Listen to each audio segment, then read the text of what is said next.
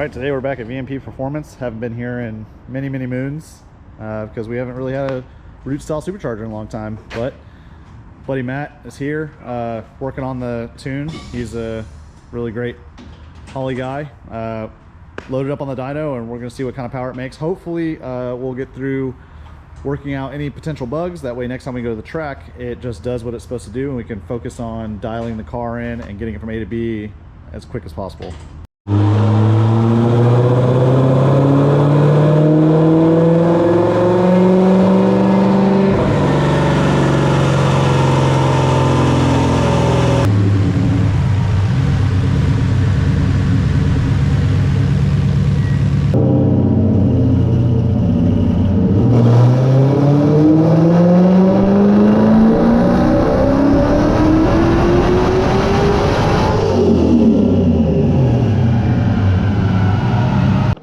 So the first pull went pretty well.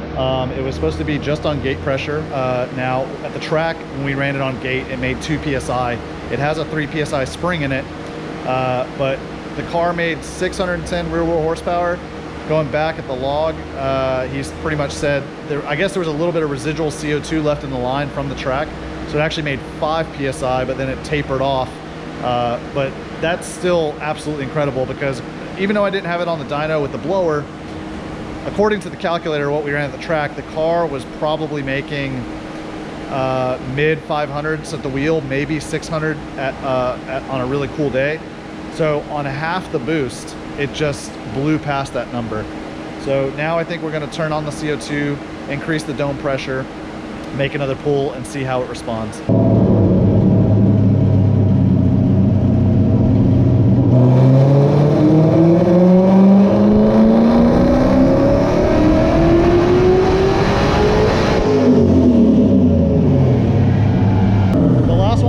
PSI on the dome, and it made 4 PSI. This next pull, we're putting 8 PSI on the dome, and we're gonna see what it makes.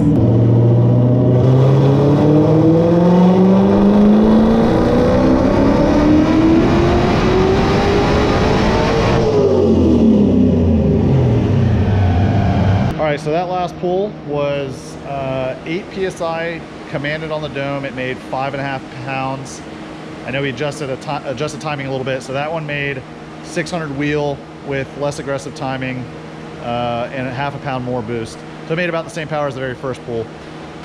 This next pull, he's putting 14 PSI on the dome, and so it should pick up, 2 to 4 PSI of boost. At some point he was telling me that you get to a point where it's 1-to-1 for dome pressure and boost, but we're not there yet. Also, this turbo's huge. But yeah, so we're working on slowly approaching that max power level. I think he was saying we want to keep it around 800 wheel. Keep in mind, this is a stock Gen 2 long block, so not trying to grenade it. I want it to survive both sick week and to a point where I can take it out and put a built motor in it. But super excited to see what it does on this next pull and the subsequent pulls after that.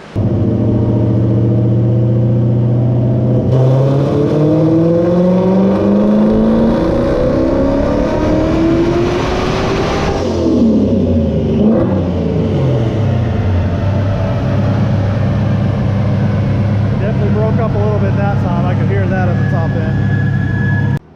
All right, well, not sure if you guys heard, but at the top of that pull, it started to break up a little bit. So that made 9 PSI boost, so we're definitely heading in the right direction.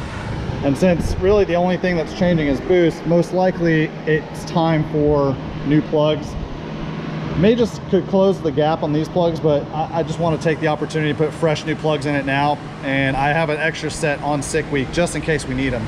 But unfortunately, Coyote motors are super easy. 8mm bolts hold down the coils. We'll pull the plugs, put the new ones in, put it all back together, make another pull. Super excited though, because if you could not tell that other pass, it started to really sound rowdy at the top end. I mean, bear in mind, this is a 91mm turbo. This thing is huge. Cast stainless housing.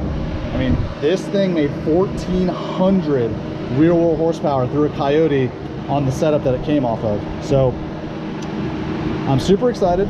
This is going to be sick. We're gonna get new plugs in it and hopefully make some more power.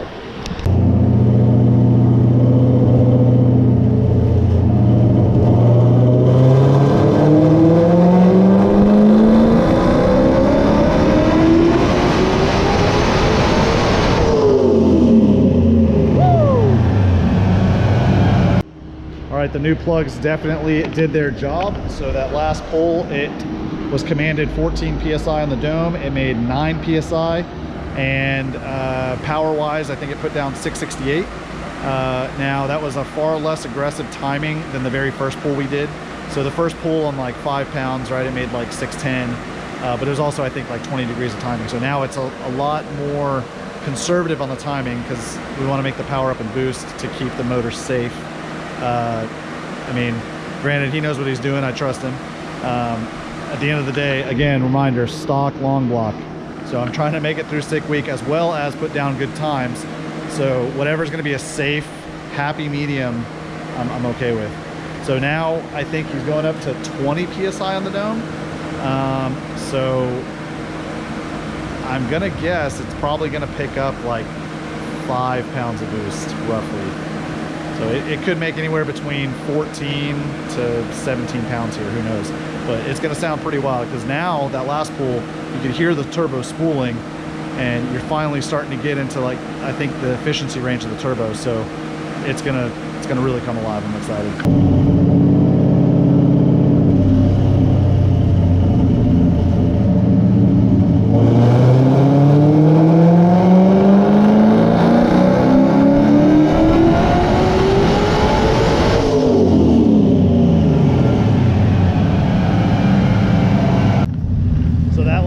It made 747 real wheel horsepower on 12 psi and 14 degrees of timing. So now we got 24 psi on the dome. Let's see what it does.